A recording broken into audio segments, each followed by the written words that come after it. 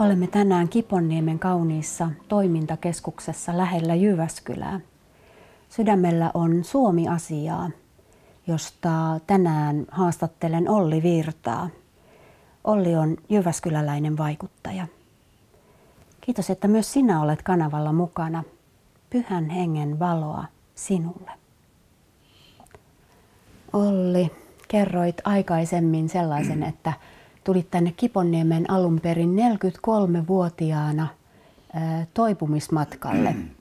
Mikä silloin auttoi sinua toipumisessa? Toden totta, toipumismatkalle, joka jatkuu tänäänkin tässä ja tänään, niin lyhyesti taustaa kerron, että sitä ennen elämäni oli vähintäänkin rosoista ja risaista ja olin ollut agnostikko, niin lähdin ottamaan selvää ja hakeuduin tietoisesti, sitten otin töistä lomaa ja tänne 6 viikoksi niin kuin kurssille, että mistä on kysymys, mistä tämä nyt tämän hetken minun tärkein kirja, tämä Raamattu kertoo. Ja silloin voin tässä myöntää, että en ymmärtänyt tästä niin kuin sanaakaan. Olin totta kai koulut käynyt ja muuta, mutta tämä on minun ohjekirja kaikkeen elämään ja mun niin kuin ainoa auktoriteetti. Usko todella helpottaa elämää ja se on ainoastaan sen jälkeen elämään tulee suunta ja tarkoitus, mielekkyys ja äärimmäisen mielenkiintoisia asioita alkaa tapahtua. Sitten olen Olli ymmärtänyt, että pidät erityisen arvokkaana sitä, että olet suomalainen. Ja tuossa Suomen lipussa on sininen risti. Niin mitä sulle tulee tästä siniristilipusta mieleen? Siniristilippu on äärimmäisen tärkeä niin kuin tunnetasolla ja missä tahansa. Niin vaikka radiosta myös vertaa tulee Finlandia, nyt se täytyy kuunnella seisaaltaan. Se on vähän sama tämän lipun kanssa. Että Suomi on synnyinmaana ja jokainen tarvitsee sen, missä tuntee olevansa kotona ja niin kuin turvassa. Ja mä koen, että mun sukupolvi, mä oon juuri sodan jälkeen syntynyt, niin me on epäonnistuttu siirtämään se periaate, kuinka ihmeellisen ihana, tärkeä asia se itsenäisyys on. Mä en Venäjää pelkää yhtään. Pelkään sitä sivettömyyttä, sitä saastaa, moraalikatoa, mikä meille tunkee Euroopasta aivan niin kuin hyökyaalto. Sitä mä pelkään. Sulla on ihan sellainen taakka tullut Suomesta kaiken kaikkiaan. Niin semmoinen, voisiko sanoa semmoinen käsittämätön tuska, että saisi niin kuin ihmisiä niin kuin ymmärtämään, missä ajassa me elämme. Joo. Missä ajassa me elämme. Tämä on pieni maa suuren Euroopan pohjoiskolkalla. Ei meistä kukaan välitä, jos ei me itse olla ylpeitä meidän perinteistä, suvivirsistä ja mille tämä on täysin rakennettu kristilliselle arvopohjalle koko meidän lainsäädäntö. Ja nyt sitä ollaan murtamassa mennen tullut. Ja sä ajattelet ilmeisesti, että Jumala voi enemmän auttaa Suomea kuin EU tällä hetkellä. Ehdottomasti. Ja Jumalassa, jos meillä on turva, niin meillä ei ole mitään hätää. Millaisia ehdokkaiden ominaisuuksia pidät tärkeinä, kun mennään seuraavan kerran äänestämään vaaleissa?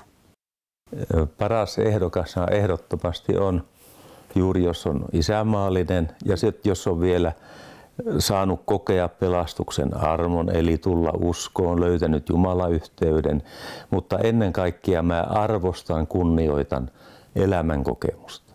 Että nythän meillä on ollut hallitus tämmöisiä teinipoika-ikäisiä lähes, anteeksi tämmöiset ylisanat, mutta jos mä ajattelen itseäni 40-vuotiaana ja nyt yli 60-vuotiaana, niin enhän mä 40-vuotiaana ymmärtänyt elämästä yhtään mitään, siis niistä tärkeistä asioista. Että kyllä meidän kuuluu valtiomiehiksi ja eduskuntaa valita niin kuin jolla on elämän kokemusta eri elämänaloilta, ettei niitä ammattipolitiikkoja, jotka loppujen lopuksi ei ymmärrä yhtään tavallista elämää. Mulla kohtasin yhden hyvin viisaan yliopiston professorin. Hän sanoi heti, kun me kohdattiin, että nyt Suomelle pitäisi saada semmoinen hallitus, missä on ammattiministerit ja pantaisiin poliitikot vähän niin kuin pikkusen hetkeksi huilaamaan. Mutta nythän se ei ole mahdollista, että me etsittäisiin semmoinen, jotka varmasti kannattaa semmoisia arvoja, jotka itselle on tärkeitä.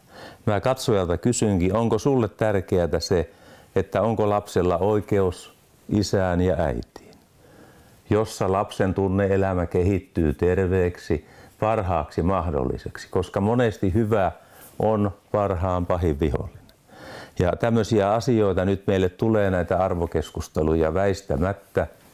Ja se, että mehän teemme ne valinnat, ja mä toivon, että kaikki niin kuin heräisi tarkasti ajattelemaan, että se äänestys, se ei ole mahdollisuus, vaan se on kansalaisvelvollisuus.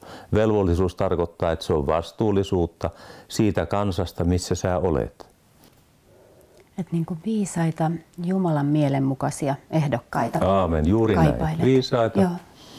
elämää kokeneita. No, eräs ystävä koki rukouksessaan, että nyt on Suomen rajalla paljon enkeleitä. Mitä ajattelet siitä? Olen ihan samaa mieltä, ja mä paljon sodanaikaisia kirjoja aikana olen lukenut, ja mä oon ihan vakuuttunut, että kun siellä tapahtuu vaikka kuinka paljon ihmeitä, että silloinkin oli, ja nyt mä kovasti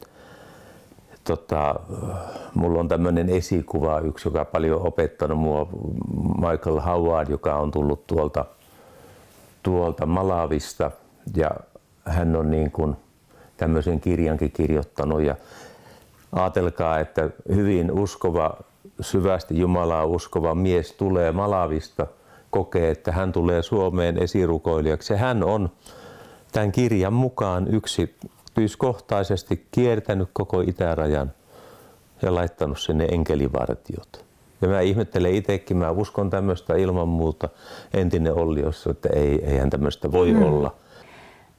Presidentti Kyösti Kallio rukoili Suomen puolesta silloin talvisodan aikaan, ja presidentti Sauli Niinistö on toivottanut siunausta suomalaisille puheessaan. Niin mitä nämä eleet sun mielestä merkitsee? No, meille erittäin hyviä esimerkkejä siitä, että haettaisiin korkeimman suojaa. Ja nythän koko EU-arvomaailma on ainoa arvo, siellä on euro. Että Suomi olisi paljon onnellisempi siinä tilanteessa, kun Ruotsi on nyt ilman tätä tämmöistä rahaliittokontekstia, niin siinä Suomi saisi ne kaikki edut, mitkä nämä muutkin maat, mutta nyt me ollaan niin kuin täysin niin kuin ajopuu, ja tähän väliin mielelläni lukisin pienen pätkän tästä Howardin kirjasta, mitenkä hän näkee Suomen tilanteen, missä me nyt tässä EU:ssa ollaan. Ja mä ainakin joka sanaan sanon, että aamen, koen aivan samalla lailla. Suomen hallituksen järjettömyydestä todistaa se, että aiemmin hyvin menestynyt Herraan luottanut kansakunta on joutunut konkurssiin. Nyt kun Euroopan unioni on onnistunut imemään Suomesta kaikki rikkaudet, Suomella ei ole mitään arvoa tuolle laittomalle organisaatiolle, jolla ei ole edes perustuslakia. Koko Eurooppa on pahassa alamäessä, ja unioni tulee käyttämään hyväkseen jokaista kansakuntaa, jota vain pystyy. Olkaamme tässä rehellisiä ja tunnustakaamme tosiasiat. EU on olemassa työllistääkseen hyviä veljiä samalla tavalla kuin yhdistyneet kansakunnatkin. Euroopan parlamentin budjetti ei ole koskaan tasapainossa, ja siellä esiintyy yhdessä vuodessa enemmän rikollista korruptiota kuin koko Afrikassa yhteensä, sanoo Michael Howard Malavista juuri ilmestyneessä kirjassa. Suomen puolesta kaikki äänestämään, että me saadaan semmoinen kasvuympäristö, missä meillä on turvallista olla ylpeinä suomalaisina, pienenä kansana Euroopan joukossa. Ei Euroopan ihmiset meistä mitään välitä. Me ollaan myöskin Venäjälle erittäin turvallinen rajanaapuri. Ei Venäjä tänne tuu hyökkää, jos järjellä ajatellaan. Mä oon upseerikoulun käynyt, juttelin yhden hyvin korkean kenraalin kanssa. Suomesta ei ole mitään vaaraa tällaisenään Venäjälle. Päinvastoin me ollaan hyvin hyvä naapuri heille, jos ajatellaan ihan sotilaspoliittisesti. Sä koet, että Suomi on samanlaisella tavallaan toipumismatkalla kuin sä itse olit silloin 43-vuotiaana. Suomi on vasta menossa vielä alaspäin, mutta me voidaan kääntää se kurssi. Tämä on täysin uuspakanallinen maa. Täällä on Raamattuun uskovia 4–6%. Täysin, jos katsotte mediaa, mitä tahansa, niin eikä enää lehtiin saa semmoisia vähäkään elämää tukevia kirjoituksia sillä lailla läpi, että tämä on viimeisen 15 vuoden aikana, 20 vuoden aikana, niin se moraaliromahdus on aivan hirveä ollut. Siis mä oon hyvin isänmaallisena seurannut sitä koko ajan. Ja niin kun, eihän enää televisiota voi avata, kun se on yhtä semmoista, joka kanava on jo sen kummemmin sanomatta, mutta niin kun eri lailla, kun itse ajattelee, mikä olisi ihmisille hyväksi. Koska meidän pitäisi oppia siirtää lapsille, että tehdä semmoisia elämänvalintoja, joka tukee huomispäivän elämää. Ja sitten taas, että rakentaa sitä. Sitten sä oot puhunut jossain vaiheessa kulovalkea-efektistä. Kerro, mitä se tarkoittaa. Jos ihmisille sydän alkaa palaa tähän, että kevään vaaleissa nyt äänestetään semmoiset päättäjät meille, että me saadaan vähän erilainen meininki. Siis isänmaalliset, Jumalaan uskovat, niitä löytyy kun vaan etsii. Monessa puolueessa on, ei kaikissa, mutta lähes kaikissa. Niin että jos siihen heinikkoon heittää tulitikun, niin sehän tuli lähtee heti näin.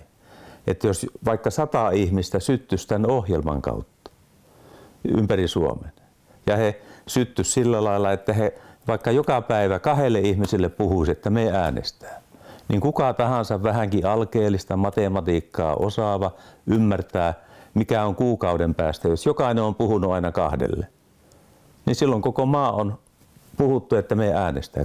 Eli tästä tulee kevään haaste meille. Kevään haaste, että se on silloin keväällä sitten kaikki nukkuvat on äänestämässä. Oli uskossa tai ei, se on ihan sama asia. Mutta että me uskovat oltaisiin mallina siitä ja vietäisiin lapsemme ja lapsenlapsemme ja ketä onkin, niin saataisiin ne innostumaan tärkeälle asialle. Nythän vanha perinne on, kun mä vasta yli 40-vuotiaana on tullut seurakuntayhteyteen. Mä silloin ensimmäinen ihmettelin, että ei nämä maailman asiat, niin kuin, kyllä Herra hoitaa. Minä rukoilen. Rukoilu on ja tarvitaan, mutta nyt on tekemisen paikka. Mä haastan meitä Suomen puolesta. Mennään tekemään ja äänestetään. Puhutaan torilla ja aitovierillä. Samalla voidaan viedä evankeliumia, joka on se tärkein sana, että elämä voi muuttua. Mutta että me saadaan turvallinen ympäristö kasvaa. Voisitko vielä palata siihen Kyösti Kallion rukoukseen ja lukea meille katkelman siitä? Kyösti Kallio siis luki tätä rukousta silloin sodan tärkeinä päivinä ja rukous Suomen puolesta. Taivaallinen Isämme, katso armossasi kansamme puoleen. Sinä olet luonut sen ja rakastat sitä. Sinä näet, että se on mitä suurimmassa vaarassa. Siksi rukoilemme sinua, Herra, auta meitä hädässämme, äläkä anna meidän hukkua. Lahjoita kääntymys, synnin ja laittomuuden teiltä, jotka johtavat kansamme tuhoon. Herra, armahda meitä. Herra Jeesus Kristus, ilman sinua olemme voimattomia, hävittäviä voimia vastaan, jotka tulvivat kansamme yli ja myrkyttävät sen. Siksi, Herra, me kerskaamme sinun voitostasi pahuuden henkivaltoja vastaan, joiden vaikutukset ovat joka päivä sanoin ja kuvin julkisuudessa nähtävissä. Herra, sinä olet Golgatan ristillä voittanut pimeyden vallat. Niiden täytyy väistyä myös tänään, koska ylistämme sinun nimeäsi niiden ylitse. Tähän me uskomme, sillä sinä voit myös meidän aikanamme varjella ihmiset saatanalliselta eksytykseltä. Herra, armahda meitä. Aamen. Amen. Ja tähän loppuun, jos sinua kiinnostaa nämä uskon asiat, niin netistä voi ottaa tietoa siitä ja pyytää vain klikata, mikä on syntisen rukous. Siitä saa ymmärrystä, mitä uskoontulo tarkoittaa. Aamen. Kiitos Olli haastattelusta ja erityissiunaus sinulle ja perhekunnallesi. Kiitos kun sain olla tässä.